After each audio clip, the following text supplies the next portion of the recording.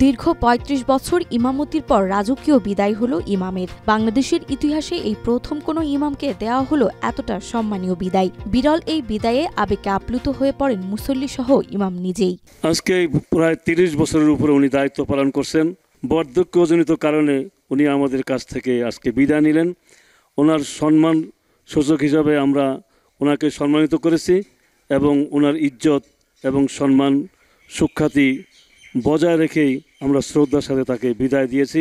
শরীয়তপুর জেলার নড়িয়া উপজেলার ঐতিহ্যবাহী ভোজেশ্বর নূরে মদিনা জামে মসজিদে ৩৫ বছর ইমাম ও খতিবের দায়িত্ব পালন শেষে বিদায় নিয়েছেন আলহাজ মাওলানা শাইকুল হাফেজ শওকত আলী।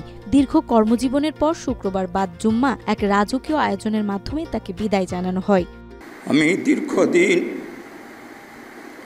আপনাদের সাথে খুব ওতপ্রোতভাবে আমি জড়িত ছিলাম।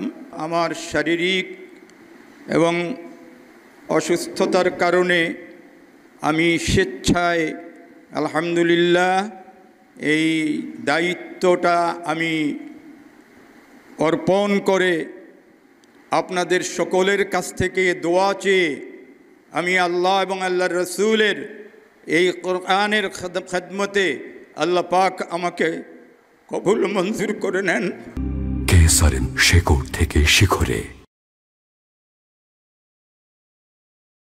বিদায়ী সংবর্ধনা উপলক্ষে মসজিদ চত্বরে সৃষ্টি হয় উৎসবমুখর পরিবেশ। ঘোড়ার গাড়ি রং বেরঙের বেলুনে সুসজ্জিত করা হয়, প্রস্তুত রাখা হয় ফুলের শুভেচ্ছা ও উপহার সামগ্রী। এলাকাবাসী, মুসল্লি, ব্যবসায়ী সহ বিভিন্ন শ্রেণী পেশার মানুষ অংশ নেন এই ব্যতিক্রমী অনুষ্ঠানে। তাকে আমরা সম্মানিত রাজকীয় অভ্যর্থনার মাধ্যমে তাকে আমাদের মসজিদ কমিটি, মুসল্লিগণ, ইমাম, মুয়াজ্জিন, বাজারের সকলের পক্ষ থেকে সুন্দরভাবে রাজকীয় বিদায় দিয়ে আমরা নিজেরা গর্ববোধ করছি, আনন্দ বোধ করছি এবং তাকে ঘোড়ার গাড়ি দিয়ে এই ভোজেশ্বর বাজার সম্পূর্ণ ঘুরিয়ে তাকে তার বাসায় মোটরসাইকেল মহড়ার মাধ্যমে পৌঁছে দিয়ে আসা হয়েছে।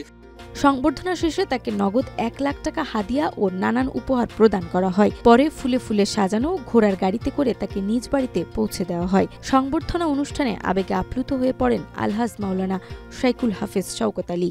আপনাদের কাছে অনুরোধ করতেছি যে আপনারা ইনশাল্লাহ আমার জন্য খাস করিয়া দোয়া করবেন। আল্লাহ পাক রব্বুল আলামিন যেন আমাকে দ্বীনের উপরে পরিপূর্ণভাবে আমাকে চলার মতো আল্লাহ পাক রব্বুল আলামিন আমাকে কবুল ও মঞ্জুর করে নেবেন। সম্মান হিসেবে আমরা ওনাকে ১ লক্ষ টাকা দিচ্ছি। এই আয়োজনে উপস্থিত সবাই ইমামের অবদানের কথা স্মরণ করে বলেন, তার নেতৃত্বে মসজিদ শুধু আধ্যাত্মিক ক্ষেত্রেই নয়, অবকাঠামোগত উন্নয়নের দিক থেকেও দৃষ্টান্ত হয়ে উঠেছে। স্থানীয়রা জানিয়েছেন, এমন বিদায় সংবর্ধনা এর আগে কখনো হয়নি। মাওলানা শওকত আলীর অবদান চিরস্মরণীয় হয়ে থাকবে বলেও মন্তব্য করেন তারা। আমাদের যে খতিব সাহেব আজকে আমাদের থেকে বিদায় নিলেন, এটা আসলে অত্যন্ত কষ্টের এবং অন্যদিকে অত্যন্ত সুখের এই জন্য যে উনি দীর্ঘ ৩০ বছরের অধিক এখানে ছিলেন। আমার বাবা এইখানেই, আমিও জন্মসূত্রে এখানে। তো জন্মের পরে মায়ের কোল থেকে আমরা যে শিক্ষা গ্রহণ করার জন্য যেখানে আসি, এই বিদায় এটা দুনিয়ার সামান্য বিদায় হলো, আমাদের মন এখন হুজুরের সাথে আছেন। সর্বোপরি সকলের ভালোবাসা ও সম্মানে মাওলানা শওকত আলী সর্বদা সুস্থ থাকুক, ভালো থাকুক, এমনটাই প্রত্যাশা করেন মুসল্লি ও স্থানীয় সকলে।